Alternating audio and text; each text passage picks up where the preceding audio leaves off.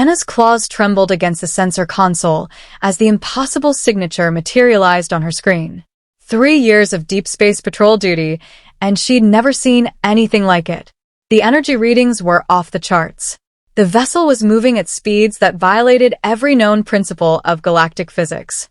"Command, this is Scout Ship Vidian 7, she transmitted, her voice barely steady. "I have an unidentified contact. Requesting. Delay that transmission." The urgency in Commander Nex's voice made Anna's blood run cold. "Maintain radio silence. Do not engage. Do not approach. Transmit coordinates on an encrypted channel only." Anna's breath caught in her throat. In 3 years, she'd never heard that tone from command. "Sir, what am I looking at?" There was a long pause filled only with static. When Nex spoke again, his voice was hushed, almost reverent. "If your readings are accurate, Scout, you're looking at a human ship." The word hung in the air like a curse. Humans, the ghosts of the galaxy. The species that every spacefaring civilization whispered about in their academies and warned their young about in cautionary tales. Anna had always assumed they were myths, stories told to keep rookie scouts from getting too confident in the outer reaches. "Humans aren't real," Anna whispered, more to herself than to command. "They're just legends." Negative, Scout. "Intelligence confirmed their existence 2 cycles ago. We kept it classified. Whatever you do, do not provoke them." Anna's hand hovered over the weapons console, then jerked away as if burned. Every story she'd ever heard came flooding back. Humans who breathed poison and drank acid. Humans who came from a death world so hostile that it had forged them into the most terrifying warriors the galaxy had ever known. Humans who didn't just survive, they thrived on impossibility itself. The ship on her screen was closing the distance fast. Anna's species, the Ctheri, were considered apex predators on their homeworld. They had conquered their star system in record time, spreading across 12 colonies with military precision. They were fierce negotiators, respected warriors, and proud members of the Galactic Coalition. But humans were something else entirely. The legend said they came from a world called Earth, a planet that rotated so fast it created devastating wind patterns, where the very ground split open and swallowed cities, where ice and fire existed on the same latitude, where the dominant species had to fight for survival against diseases, predators, and their own environment every single day. And they hadn't just survived. They'd thrived. They'd reached for the stars with a hunger that terrified every other species that heard their story. Anna watched as the human ship decelerated, a maneuver that should have torn any vessel apart. But the ship simply did it as if physics were a suggestion rather than a law. Her communicator crackled, but this time it wasn't command. "Scout vessel, this is the human ship Indomitable. We've detected your surveillance. We mean no harm."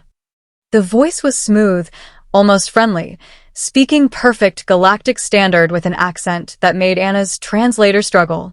"We're just passing through." Anna's training warred with her instinct to flee. She forced herself to respond. "Human vessel, this is Scout Ship Vidian 7. You are in Coalition-monitored space. State your intentions." There was a sound that Anna's translator interpreted as laughter. Laughter. The human was laughing at her warning. "Monitored space, huh? Look, Anna, yes, we know your name, your ship's registry, and your service record. Your security protocols are quaint. We're not here for trouble. We're traders. We heard the Coalition might be interested in some technology exchange." Anna's mind reeled. They had hacked her systems completely without her even detecting the intrusion. And this human spoke, as if it were the most natural thing in the world. "How did you?" she started. "Your encryption is about 300 years behind ours. No offense. We broke it in about 6 seconds. But hey, we're not interested in your military secrets." Another pause. "Well, not very interested. Mostly, we're here because we heard you folks make the best Ctheri wine in the quadrant, and my captain has a birthday coming up." Anna felt her worldview cracking. These were the legendary humans, the unstoppable warriors. They were shopping for wine. "I don't understand," she admitted. "Yeah, we get that a lot." The human's voice softened. "Look, I'm Jack. I'm the communications officer on the Indomitable. I know you've probably heard some wild stories about us. Some of them might even be true. But here's the thing about humans. We're not all that complicated. We like trading. We like exploring. And we really, really like a good drink after a long voyage. But the stories... Anna's voice trailed off. Jack's tone shifted just slightly. Here's the deal, Anna. We are from a Deathworld. We did claw our way to the stars through sheer stubbornness. And yes, if you threaten us, we can be the nightmare fuel your coalition fears. But we'd rather be friends. Friends who trade. Friends who share technology. Friends who maybe invite each other over for dinner. Anna's claws relaxed on her console. You're serious. Dead serious. So, how about it? Can you point us toward a good port where we can dock, get some wine, maybe swap some stories? We've got some medical technology that would blow your doctors' minds. And I hear you folks have some gravity manipulation tech that we're dying to understand. Anna made a decision that would change the course of galactic history. She opened a direct channel to command, then turned back to the human ship. Jack, she said slowly, I think I need to introduce you to my commander. And maybe we all need to stop believing in legends and start seeing what's real. Now you're talking, Jack replied. And Anna could hear the smile in his voice.